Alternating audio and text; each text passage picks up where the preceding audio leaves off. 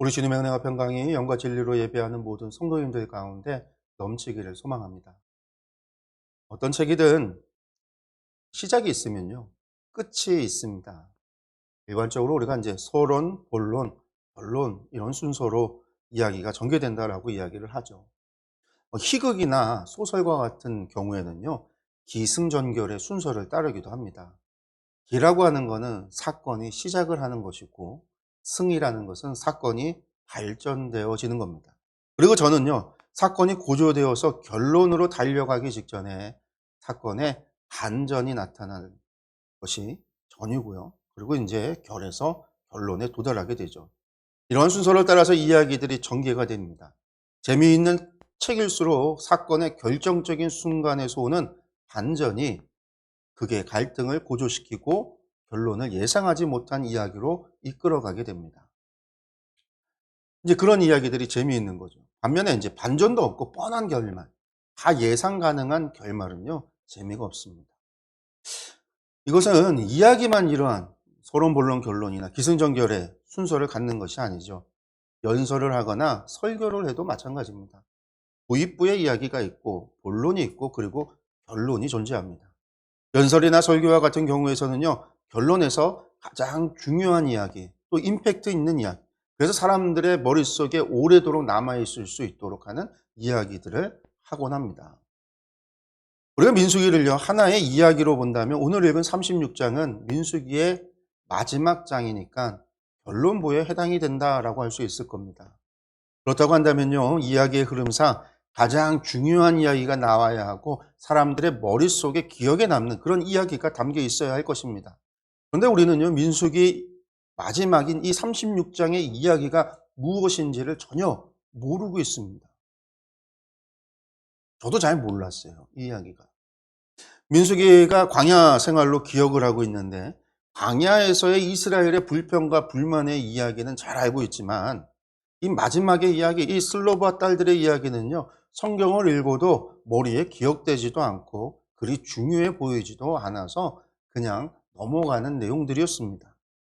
이번에 강해 설교를 하면서 여러분들도 들으셨겠지만 27장에서 슬로보앗에 대한 이야기를 했어요.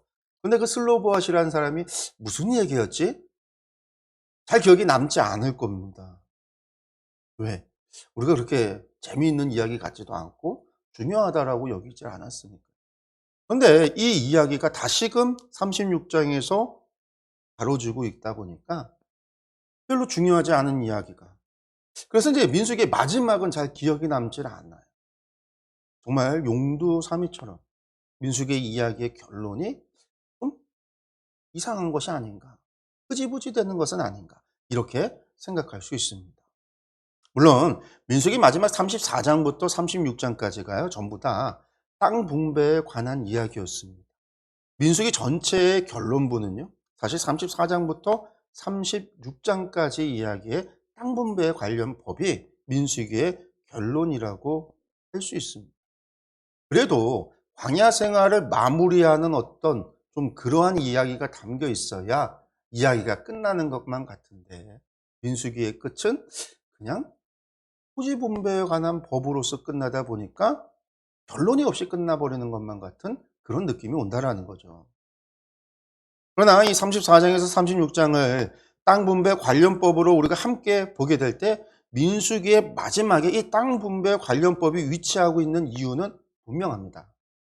여러분들 광야 40년을 마치고 이스라엘 백성은요, 약속의 땅이 바라다 보이는 이 모압 평지에 도착을 했습니다. 그러나 약속의 땅은요, 아직 먼 곳의 이야기죠. 강 건너에서 바라보는 땅일 뿐입니다. 앞으로 전쟁을 통해서 정복해야 할 땅입니다. 그런데 마치 이미 차지한 것처럼 이스라엘 지파들이 그 땅에 분배받을 몫에 관해서 하나님께서는 말씀해 주시고요, 나아가 그 분배의 규례와 규칙, 법을 주고 있습니다. 그런데 이것이 무슨 의미입니까? 하나님께서 반드시 그 땅을 주시겠다라는 약속인 거죠. 그러므로 민수기 마지막은 약속의 땅에 대한 약속의 확인이라고 생각을 하면 됩니다. 36장도 땅 분배와 관련된 말씀입니다. 앞서 27장에서 아버지가 죽고 딸만 있었던 이 슬로보앗의 가정에도 땅을 기업으로 주실 것에 관해서 약속을 하셨어요. 그리고 이 36장에서 그들에게 주신 땅에 대해서 다시금 언급하고 있습니다. 근데 사실 이 내용이 조금 이상해요.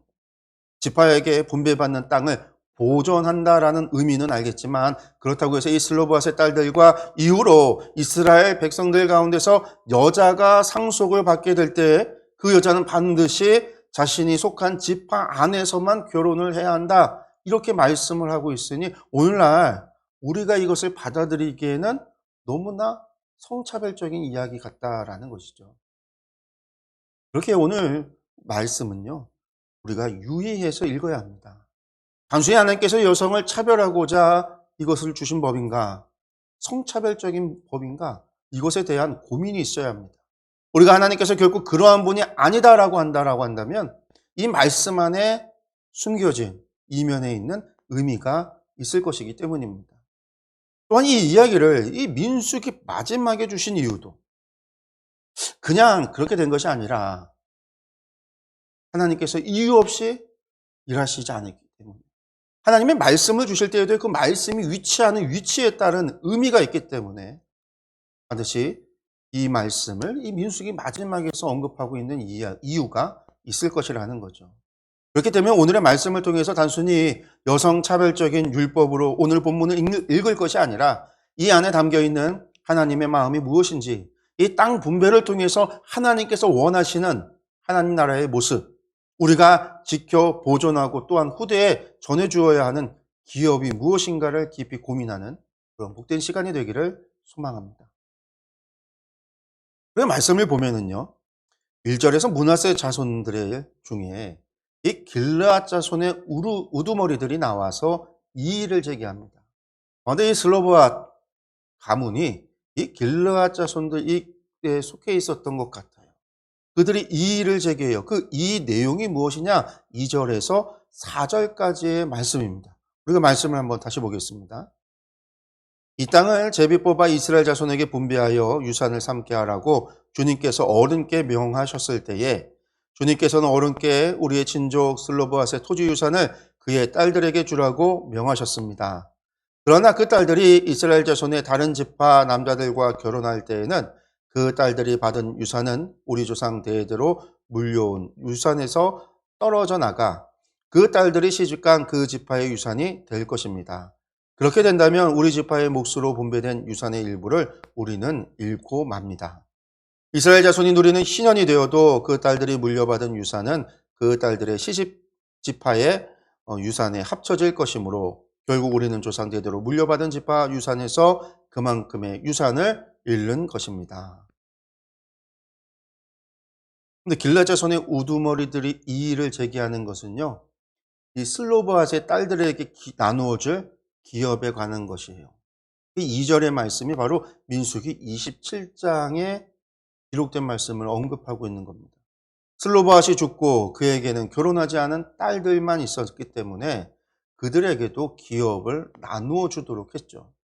그런데 문제는 그들이 다른 지파로 결혼을 하게 되면 그 딸들이 그 슬로보앗의 기업을 가지고 그 땅을 가지고 시집을 가게 되니 결과적으로 므낫세 지파의 기업이 줄어드는 게 아니냐라는 이야기입니다. 이것이 합당하지 않다라고 주장을 하고 있습니다. 그런데 이 문제는요, 단순한 문제가 아닙니다. 하나님께서 지파별로 또 종족별로 또한 가문별로 땅 분배를 허락을 하셨습니다. 그러나 이스라엘 모든 땅은요, 누구의 것이죠? 하나님의 것입니다. 이스라엘의 토시는 여호와의 것이다. 레위기에서 분명히 하나님께서는요, 그렇게 말씀하셨어요. 그 하나님의 것을 이스라엘 백성들에게 기업으로 나누어 주고 그 땅의 경계를 지키고 살게 했습니다. 서로 생활이 어려워서 그 땅을 팔지라도 집안 가까운 친척들이 이것을 매수해서 다시 원주인에게 돌려줄 수 있도록 기업 무는 법을 세워 지키게 했습니다. 뿐만 아니라 50년이 되면 그 땅을 원주인에게로 돌려주는 희년법까지 제정하셨습니다. 그렇게 하나님께서 허락하신 지파별 땅의 경계를 지키게 하셨죠. 나아가 각 기업의 경계를 정하는 그 경계를 임의대로 옮기는 행위를 준엄하게 형벌로 다스리도록 하시기도 하셨습니다. 하나님께서 이처럼 이스라엘 백성들에게 이 나눠준 기업과 그 기업을 지키는 일에 많은 관심과 여러 율법을 두어 중요하게 여기신 것은요, 이것이 단지 지파별로 그들의 경계를 지키는 수준, 그들에게 재산을 나눠준 수준, 그냥 부모가 자녀에게 유산을 준 수준, 그런 수준의 단순한 문제가 아니기 때문입니다. 성도 여러분, 땅은 재산의 기준이 됩니다. 땅에서 생산되는 소출이 지속적으로 재산을 증식하게 만들죠. 그런데 만약 땅이 한쪽으로 편중이 된다라고 한다면 어떤 일이 일어날까요? 당연히 재산이 있는 사람에게 재산이 쏠리게 될 겁니다. 먹고 살기 위해서 땅 없는 사람은 있는 사람의 종이 될 수밖에 없습니다. 한 번 실수로 가난하게 된 사람은요, 헤어나올 길 없이 영원한 종이 되는 겁니다. 그렇게 부자와 종으로 신분이 고착화되고 땅이 한쪽으로 편중이 된다라고 한다면 하나님의 나라, 하나님의 백성이 아니라 부자와 종, 부자의 나라, 부자의 백성이 되는 사람의 나라, 세상과 다름없는 그러한 나라가 될 것입니다. 뿐만 아니라 지파별로 땅이 이동될 수 있다라고 한다면 갖가지 편법이 생기게 될 겁니다. 그리고 이를 통해서 지파별로 땅을 차지하고자 다툼과 계략이 난무할 수 있습니다. 이것이 통용된다면 이스라엘 민족 공동체에는 큰 문제가 야기될 겁니다. 하나님께서 지파별로 경계를 지키게 하신 것은요, 이러한 문제들을 해결하기 위함입니다. 그러므로 슬로보앗의 딸들이 시집을 감으로 그 기업이 지파 밖으로 옮겨질 수 있다면 이것은 큰 문제일 수밖에 없습니다. 하나님께서 명하신 토지의 분배의 원칙이 깨질 수 있습니다. 이스라엘 공동체의 근간이 무너질 수 있습니다. 그렇게 시집을 가는 여자들의 유산과 관련된 법이 필요한 것이죠. 여러분, 물론 슬로보앗의 딸들에게 분배된 땅이 그리 크지 않을 수 있습니다. 슬로보앗의 딸들의 재산으로 므낫세 지파의 경계가 무너지고 므낫세 지파의 땅이 크게 축나는 것도 아닐 겁니다. 므낫세 지파가 기업으로 받은 땅은요, 이스라엘 12지파 가운데 가장 큰 땅이었고 가장 좋은 땅들이었습니다. 그 큰 땅에서 슬로보앗 딸들에게 주어진 기업은요, 크게 표시나지도 않을 수 있습니다. 그러나 이런 일들로 인해서 하나님께서 땅 분배를 허락하신 그 뜻이 훼손되어서는 안 됩니다. 이것은 분명 슬로보앗 딸들의 문제만으로 끝날 일이 아닙니다. 이 300만이나 되는 이 민족의 문제이고 앞으로 다가올 자손 세대에게도 생길 수 있는 문제입니다. 실제로 여러분들 북이스라엘 시대에 아합의 처인 이세벨은요, 계략을 써서 나봇의 포도원을 빼앗았습니다. 그 땅이 여호와의 것이라는 믿음이 있었다면 감히 할 수 없는 짓을 했습니다. 토지가 하나님의 소유라고 하는 믿음이 사라졌기 때문입니다. 여로보암 시대에 가면은요, 수많은 농장들, 대규모 농장들이 북이스라엘에 만들어집니다. 왜 그러냐면 토지 매매가 이루어지기 때문에, 다른 집과 다른 가문의 토지를 빼앗는 일들이 빈번하게 벌어졌기 때문에, 그렇게 하나님을 향한 믿음, 이스라엘의 근간이 무너지게 되는 거죠. 스스로 주인이 돼서 스스로 죄악에 빠져버린 겁니다. 그렇게 이스라엘의 토지 문제는요, 간단하지 않습니다. 이것은 하나님의 나라, 하나님께서 세우시는 그 나라의 근간이 되는 법입니다. 내 것이 아니라 하나님의 것. 이 믿음 위에 세워져 있는 겁니다. 그렇게 모든 사람이 평등할 수밖에 없는 거예요. 그리고 모든 사람이 평등하기에 재산을 놓고 땅을 놓고 싸우고 다투고 할 이유가 없기 때문에 하나님 나라 안에서의 평화가 오는 것이기도 합니다. 그렇기 때문에 민수기 결론부의 이 슬로보앗의 딸들의 유산, 이 토지에 대한 이야기는요, 단지 토지의 소유 문제가 아니라 하나님의 나라, 이스라엘 백성들의 지파별 공동체를 지켜내야 한다라는 당부의 말씀이기도 합니다. 성도 여러분, 우리가 이 말씀의 핵심을 놓치지 말아야 합니다. 상속받은 여인의 결혼을 제한하려고 하는 이기적인 이의제기가 아닙니다. 말씀을 이해하기 위해서는 우리가 하나님께서 세우신 하나님의 나라는 어떤 나라인가, 이것에 초점을 맞추어야 합니다. 그래야 하나님의 뜻을 발견할 수 있습니다. 이는 오늘 본문의 말씀에만 해당되는 이야기가 아닙니다. 우리의 신앙의 목표는 하나님의 나라에 있어야 합니다. 하늘에서 하나님의 뜻이 이루어지듯 이 땅 가운데서도 하나님의 뜻이 이루어지기를 원한다라는 것은요, 이 땅에 하나님의 나라가 이루어지길 원하는 것이 우리의 삶의 목표가 되어야 한다라는 이야기입니다. 이것이 우리의 관심이어야 하고 또 우리 삶의 목표여야 합니다. 그런데 사실 우리가 그렇게 살지를 못합니다. 우리의 관심이 하나님의 나라에 있지를 않습니다. 단지 내가 구원받고 내가 복을 받는 문제에만 우리는 관심을 가지고 살아갑니다. 성경을 읽어도 설교를 들어도 신앙생활을 해도 온통 내 구원과 내가 받을 복에만 관심이 있습니다. 그러나 하나님의 백성으로 살아간다는 것은 단지 내 구원의 문제만은 아닙니다. 죽어 천국을 가고 이 땅에서 복을 받아 남보다 잘 먹고 잘 살고 그렇게 복을 받은 다음 남들 생각해서 내가 받은 복 가운데 조금 일부를 떼어주는 것, 그러면서 착하다라는 소리 듣고 살아가는 것이 진정 예수 그리스도를 믿는 사람의 삶은 아니라는 겁니다. 예수님의 사람으로서 지켜야 할 가치가 분명히 있습니다. 예수님께서 머리가 되시고 예수님의 사람들의 지체가 되는 공동체를 이루어 하나님의 나라를 이루어가는 것, 여러분들 이것이 우리의 삶의 목표여야 하고 우리가 지켜야 할 가치입니다. 성경 말씀은 지속적으로 하나님께서 우리를 사랑하신 것처럼 우리도 이웃을 사랑하라라고 말씀합니다. 또한 이웃을 내 몸과 같이 사랑하라고도 이야기합니다. 이웃을 생각하는 하나님의 나라, 하나님의 공동체를 말씀하고 있는 거죠. 여러분들 구약의 예언서들의 말씀을 보면 선지자들은요, 이스라엘 백성들의 종교적 행동이 부족하다고 책망하지 않았습니다. 너희가 예배를 적게 드리고 너희가 드리는 제물이 부족하고 너희가 금식을 하지 않고 너희가 기도 시간이 부족하다라고 이야기하지 않았습니다. 선지자들은요, 도리어 너희 가운데 공의와 정의가 부족하고 하나님을 사랑한다면서 이웃을 향하여 악행을 행하는 죄를 멈추라고 이야기했습니다. 그것이 하나님 앞에 패역한 일이라고. 하나님을 전심으로 사랑하는 이들은 하나님과 사람 앞에서 선을 행하고 살아야 한다. 이렇게 말씀했습니다. 이웃을 사랑하는 하나님의 나라, 하나님의 공동체를 말씀하는 것이고 하나님의 말씀으로 마음을 돌이키라고 지속적으로 명령하였습니다. 성도 여러분, 우리가 성도로서 살아가면서 잊지 말아야 하는 것은 개인의 구원뿐만 아니라 하나님 나라를 위하여 저와 여러분들이 부름받았다라는 사실입니다. 하나님께서는 우리를 거룩한 나라요, 그의 소유가 된 백성으로 부르셨습니다. 주님은 우리를 그리스도의 몸된 교회의 지체로 삼아 주셨습니다. 그렇게 우리는 이 세상에서 사는 동안 하나님의 나라를 위하여 살아야 합니다. 개인의 구원을 위하여 사는 것이 아닙니다. 이것은 너무나 당연한, 우리가 이미 믿음으로 말미암아 구원받은 백성이 우리는 이미 되었습니다.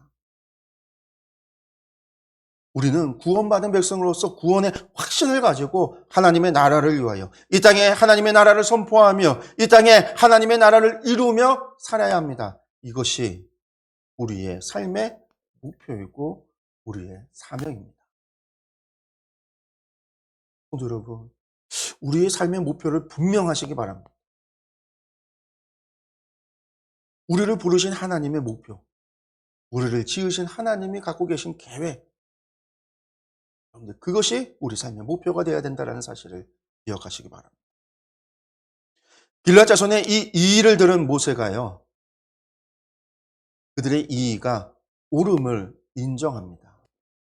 그리고 이것에 대한 대책을 전하죠. 먼저는 모세가 하나님 앞에 기도하고 하나님의 말씀을 듣고 백성들에게 전합니다. 5절에서 9절까지의 말씀입니다. 주님의 명을 받들어 모세가 이스라엘 자손에게 명령하였다. 요셉 자손 지파의 말이 옳소. 주님께서는 슬로브와 딸들의 경호를 두고 이렇게 명하셨소. 그 딸들은 자기들의 마음에 드는 남자가 있으면 누구하고든지 결혼할 수는 있소. 그러나 그들이 속한 조상 지파의 가족에게만 시집갈 수 있소. 이스라엘 자손의 지파 유산이 이 지파에서 저 지파로 옮겨지는 일이 없어야 이스라엘 자손이 제각기 자기 조상으로부터 물려받은 지파의 유산을 그대로 간직할 수 있을 것이요. 이스라엘 자손의 지파 가운데서 유산을 받는 딸들은 누구나 자기 조상 지파의 가족에게로 시집가야 하오. 그래야만 이스라엘 자손이 지파마다 조상으로부터 물려받은 유산을 간직할 수 있을 것이요. 지파의 유산이 한 지파에서 다른 지파로 옮겨지는 일이 없어야 이스라엘 자손 각 지파가 제각기 물려받은 유산을 그대로 간직할 수 있을 것이요. 아멘. 길앗 자손의 이 일을 들은 모세가 하나님께 기도로 여쭈어 봅니다. 그리고 하나님의 말씀을 듣고 그것을 백성들에게 전해주고 있습니다. 성경은 분명하게 5절에서 9절의 말씀을 주님의 명령으로 표현하고 있습니다. 근데 그 명령은 무엇이죠? 슬로바와 딸들은 마음대로 시집을 가도 좋으나 조상 지파인 므낫세 지파 내에서 시집을 가야 한다. 그리하여 유산으로 받은 토지가 남편에게 합쳐질지라도 다른 지파로 가지 않으니 지파의 유산을 지킬 수 있다. 이렇게 말씀하고 있습니다. 여러분들, 이 말씀은 슬로바와 딸들의 문제로 제기된 문제이지만 이와 유사한 사례들, 곧 딸들이 상속받는 경우에 이런 일들은 언제나 발생할 수 있을 겁니다. 그렇기 때문에 이 문제는요, 슬로바와 딸들의 문제만이 아니라 이스라엘 모든 지파의 문제이기도 합니다. 근데 여기서 이 문제를 해결하는 방식에 있어서 핵심이 무엇이죠? 사람들은 지파의 기업, 곧 재산이 줄어드는 것에 초점을 맞출 수 있습니다. 실제로 길르앗 자손들의 이익 제기에도 그런 면이 있을 수 있어요. 우리 재산이 줄어드는 것 아니냐. 그런데 하나님의 말씀의 핵심은 무엇이냐면요, 그것은 그들에게 나눠준 기업을, 너희에게 나눠준 기업을 너희가 지켜야 한다라는 거예요. 핵심이 기업을 지켜야 한다라는 것에 있습니다. 기업을 지키는 것, 여러분, 이것이 핵심입니다. 이스라엘은 하나님께서 주신 기업을 지키고 보존해야 합니다. 하나님께서 주신 기업이 그들의 소유가 아니라 하나님의 것이고 그들은 그것을 맡은 직분자라는 것을 알아야 하는 거죠. 우리가 이 말씀을 오해하면 하나님께서 여자들을 차별한다라고 주장할 수 있습니다. 어떻게 집안 내에서만 사랑을 하고 결혼할 수 있느냐 따질 수 있습니다. 사랑이 죄가 될 수 없는데 다른 지파의 사람을 사랑한다면 그것이 죄가 되느냐? 어떻게 재산을 하나도 가져가지 못하느냐? 이렇게 말할 수도 있습니다. 그래서 여러분들 정말 그럴까요? 우리가 이 말씀을 주시는 때를, 그 시대를 고민해 봐야 합니다. 먼저 당시의 사람들이 주변과 수없이 교류하며 사람들을 사귈 수 있는 상황이었을까요? 요즘이야 SNS를 통해서 막 외국인들하고도 멀리 있는 사람들과도 교제하고 교류를 해요. 막. 당시 시대가 그런 상황이 아니잖아요. 어쩌면 태어나서 자신의 고향 주변 땅을 단 한 번도 떠나보지 않고 사는 사람들이 대부분인 그런 시대입니다. 그러니 살면서 다른 집안 사람들을 만나 사랑을 한다는 것은요, 거의 불가능에 가까운 일들입니다. 그런데 그럼에도 다른 집안 사람을 만나서 사랑을 하게 되었다라고 한다면요, 여러분들 그 사랑이 정말 중요하다라고 한다면 기업을 포기하고 가면 돼요. 남은 가족들에게 나눠주거나 하면 됩니다. 이스라엘의 결혼 풍습 가운데는요, 결혼할 때 남자가 신부를 데리러 가요. 그때에 신부를 데려오는 값을 그 처가에 지불해야 합니다. 돈을 지불해요. 남편이 지불하는 경우는 있어도요, 여성이 돈 지불하는 경우는 없습니다. 뿐만 아니라 결혼을 정말 하더라도요, 양자를 두어서, 여러분들 그 양자로 하여금 집안의 기업을 잇도록 하면 돼요. 그러면 선택지가 아예 없는 것이 아닙니다. 그렇기 때문에 이 말씀이 여성을 차별하고 여성의 사랑을 제한을 두는 그런 이야기는 아니라는 거예요. 게다가 여러분의 이 법은요, 예루살렘 멸망과 함께 사장이 됩니다. 왜요? 하나님께서 이스라엘에게 맡기신 그 기업을요, 그들이 범죄함으로 말미암아 다 빼앗겼잖아요. 포로 귀환 이후에도요, 자신들의 땅을 되찾지 못했어요. 그들은 겨우 예루살렘과 유대 지역, 그 주변 지역에서만 살았습니다. 그러니까 이후로 예루살렘의 멸망과 함께 토지 분배, 북이스라엘의 멸망 이후로는요, 북이스라엘 지파에 관한 토지 분배, 기업 무는 법, 슬로보아스의 이 법, 희년의 법 다 사라져 버렸습니다. 다 사장돼 버렸습니다. 다 그쳐 버렸습니다. 이 법들이 나중에 다시금 지켜지는 것은요, 예수님의 죽으심으로 말미암아, 그 십자가의 죽으심으로 말미암아 주님께서 우리의 기업 무는 자가 되어 주시고 주님의 죽으심으로 이 땅에 희년이 선포되어짐으로 말미암아 다시 이루어지는 것이, 그 사이에는요, 지킬 이유도 없는 법이 돼버렸어요. 왜? 땅이라는 것이 사라져버렸기 때문에. 기업이 더 이상 하나님이 주신 기업이 땅이 아니기 때문에. 포로귀환 공동체에선 더 이상 땅이 하나님 나라의 근간이 되지 않기 때문에요. 그 무엇으로 바뀌었을까요? 여러분들, 예루살렘 멸망 이후로 기업이 바뀌었어요. 땅이 기업이 아니라 새로운 기업이 우리에게 주어졌습니다. 하나님의 백성이 지켜야 하는 기업이 있다라는 거예요. 그것은요, 오늘까지도 이어져서 오늘 우리에게도 해당되는 이야기입니다. 오늘 하나님은요, 분명하게 말씀합니다. 기업을 지키라는 겁니다. 너희 각 지파에게, 너희 각 종족에게, 너희 각 가문에게 주어진 기업을 지키라는 겁니다. 그리고 하나님께서 오늘 우리에게도 기업을 지키라 말씀합니다. 그러면 여러분들, 우리가 받은 기업은 무엇입니까? 히브리서 6장 11절과 12절의 말씀을 보겠습니다. 우리가 간절히 원하는 것은 너희 각 사람이 동일한 부지런함을 나타내어 끝까지 소망의 풍성함에 이르러 게으르지 아니하고 믿음과 오래 참음으로 말미암아 약속들을 기업으로 받는 자들을 본받는 자 되게 하려는 것이니라. 여러분들, 이것이 무슨 말씀입니까? 이 말씀은요, 성도들의 기업과 그것을 지키기 위해서 성도들이 행해야 할 노력이 무엇인지를 말씀하는 본문입니다.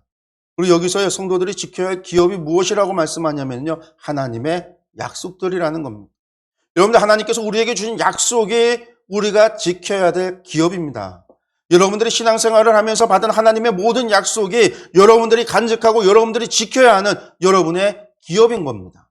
나아가 하나님께서 성경에서 말씀으로 약속하신 모든 것이 우리가 지켜야 될 우리의 기업입니다. 여러분들, 우리에게 약속하신 구원이 여러분의 기업입니다. 영생이 저와 여러분의 기업입니다. 약속하신 천국이 우리의 기업입니다. 우리가 지켜야 하고 간직해야 되는 기업이라는 거예요. 여러분, 여러분의 기업을 지키시기 바랍니다. 여러분의 기업을 세상 풍파 속에서 잃어버리지 않고 꼭 붙잡으시기 바랍니다. 이를 위하여 믿음과 오래 참음과 부지런함으로 그 기업을 소유하시고 그 기업이 우리에게 주는 그 풍성한 복을 누리시는 저와 여러분이 되기를 간절히 축원드립니다. 모세가 전한 하나님의 말씀을 들은 여러분들, 이 슬로브앗의 딸들은 어떻게 했습니까? 11절과 12절의 말씀입니다. 슬로브앗의 딸들 곧 말라와 다르사와 호글라와 밀가와 노아는 모두 자기 사촌 오라버니들과 결혼하였다. 그 딸들은 모두 요셉의 아들인 므낫세 자손 가문과 결혼하였기 때문에 그들이 받은 유산은 자기 조상의 가문과 지파에 그대로 남아 있었다. 슬로브앗의 딸들은 하나님 말씀에 순종하여 지파 내에서 결혼을 합니다. 성경 말씀은 그 딸들이 하나님의 말씀에 순종하는 삶을 기록하기 위해서 그 딸들의 이름을 하나하나 다 기록하고 있어요. 말라, 디르사, 호글라, 밀가, 노아입니다. 그녀들의 이름을 다 기록하면서 그 딸들이 자신의 욕심을 접어두고 하나님의 말씀에 순종하고 있음을 칭찬하듯이 그렇게 기록하고 있어요. 그래서 민수기의 마지막 이야기는 이 슬로브앗의 딸들의 순종으로 끝이 납니다. 그리고 그 기록을 하면서 12절을 보면은요, 그들이 받은 유산은 자기 조상의 가문과 지파에 그대로 남아 있었다라고 기록하고 있어요. 아직 약속의 땅을 밟아보지도 못했습니다. 요단강 건너가지도 않았습니다. 그럼에도 불구하고 성경은요, 슬로브앗의 딸들의 순종으로 말미암아 하나님께서 주신 기업이 그 가문 가운데 유지되고 보존되었다, 이렇게 기록하고 있어요. 여러분, 이것은 예언적인 표현이 아니에요. 그래서 이 12절의 말씀은 후대에 첨부된 것이라고 생각을 합니다. 모세 시대 때에 있었던 이 일이 끝내는 지켜져서 그렇게 하나님의 기업을 그 가문이 지켰다라는 겁니다. 슬로브앗의 딸들만이 아니라 그들의 후손들도 지켜냈기 때문에 이것이 가능하다라는 거죠. 여러분, 하나님께서 원하는 것이 무엇인지 알겠습니까? 여러분, 룻기의 이야기를 보면 룻이 시어머니 나오미를 잘 섬겨서 복을 받은 것만 같습니다. 그래서 많은 사람들이 효도, 어버이날이 되면 이 룻기 이야기를 가지고 설교들을 많이 해요. 그러나 루키의 이야기는 그것이 아닙니다. 효도했더니 복 받았다. 이 교훈을 전하는 이야기가 아니에요. 루키의 이야기는 하나님께서 맡기신 그 기업을 지키는 이야기입니다. 보아스가 기업 무는 법을 지켜 기업을 물어줄 때에 하나님께서 그 보아스를 기뻐하셔서 그에게 아들을 주셨고 그 아들의 후손 가운데 다윗 왕이 태어났다라는 이야기. 하나님께서 주신 그 기업을 지켰다라는 이야기입니다. 성도 여러분, 하나님께서 주신 기업을 지키는 것을 하나님께서 얼마나 기뻐하시는지 모릅니다. 오늘 우리에게 주어진 기업이 얼마나 귀하고 소중한지 여러분들 깨달으시기 바랍니다. 다른 그 무엇보다도 우리의 구원과 영생과 천국이 우리의 기업임을 기억하시고 이것을 빼앗기거나 잃어버리지 않도록 늘 깨어 있으시기 바랍니다. 이제 민수기의 마지막입니다. 13절의 말씀을 함께 보겠습니다. 이것은 주님께서 여리고 건너편 요단강가 모압 평지에서 모세를 시켜 이스라엘 자손에게 말씀하신 명령과 규례이다. 민수기 전체 1장에서 36장의 말씀을 마무리합니다. 그런데 이 말씀이 쓰여질 때 이스라엘 백성들은 여리고 동쪽 요단강가 모압 평지에 있었고 그곳에서 하나님께서 모세를 통하여 이스라엘 백성들에게 주신 계명과 규례였다. 이렇게 결론의 말씀을 기록하고 있습니다. 민수기를 통하여 하나님께서는 이스라엘 백성들을 이끄시고 그들에게 약속하신 약속의 땅을 주시고자 그들을 인도하셨습니다. 그 땅을 이스라엘 백성들의 기업으로 약속하셨습니다. 여러분들 그들이 40년이나 걸려 요단강 동편에 도착을 한 것은요. 그들이 하나님을 믿지 못했기 때문입니다. 그들이 하나님께서 함께 하심에도 그들이 고난과 시험을 당한 것은 그들이 하나님의 말씀에 불순종했기 때문입니다. 반면에 그들이 요단강 동편에 도착할 수 있었던 것은 하나님을 믿고 하나님의 말씀에 순종했기 때문입니다. 이제 하나님께서는 가나안 땅을 그들에게 다시금 약속해 주십니다. 그 땅을 차지하고 못하고는 그들의 믿음과 순종에 달려 있습니다. 그들이 하나님의 말씀에 순종할 때 그들은 하나님께서 약속하신 그 땅을 그들의 기업으로 삼았습니다. 그러나 그들이 하나님의 말씀에 불순종할 때 그들은 그 땅을 이방인들에게 빼앗기고 포로가 되어 세상에 흩어지게 됩니다. 여러분들 이것이 이스라엘의 역사입니다. 성도 여러분, 이스라엘의 역사는 또한 우리의 역사입니다. 하나님께서 우리를 사랑하셔서 저희에게 구원을 약속하여 주시고 영생을 약속하여 주셨습니다. 영원한 하나님의 나라를 약속해 주셨습니다. 그리고 이스라엘과 함께 하시며 그들을 인도하여 주셨듯이 성령님께서는 지금 이 시간 우리와 함께 하시며 우리의 삶을 인도하고 계십니다. 그렇지만 우리가 하나님을 신뢰하지 못하고 그 말씀에 순종하지 못한다면 이스라엘 백성들이 광야에서 40년을 방황하며 고난과 시험을 겪었듯 우리도 그러한 고난과 고통을 겪을 수 있습니다. 우리가 하나님의 약속을 믿고 하나님의 말씀에 순종하며 살지 않는다라고 한다면 하나님의 약속하신 기업인 하나님께서 약속하신 그 기업인 구원과 영생과 천국도 잃어버릴 수 있습니다. 사랑하는 성도 여러분, 하나님께서 주신 약속을 믿고 하나님의 명령과 규례를 지켜 행하는 것이 기업을 지키고 기업을 유지하는 길입니다. 부디 하나님의 말씀에 순종함으로 우리의 삶이 하나님께 기쁨이 되고 하나님께서 약속하신 기업을 누리고 살아가는 저와 여러분들이 되기를 간절히 축원합니다. 다른 그 어떤 약속보다도 하나님께서 우리에게 주신 약속, 구원과 영생과 천국에 대한 약속 잊지 마시기 바랍니다. 기도하겠습니다.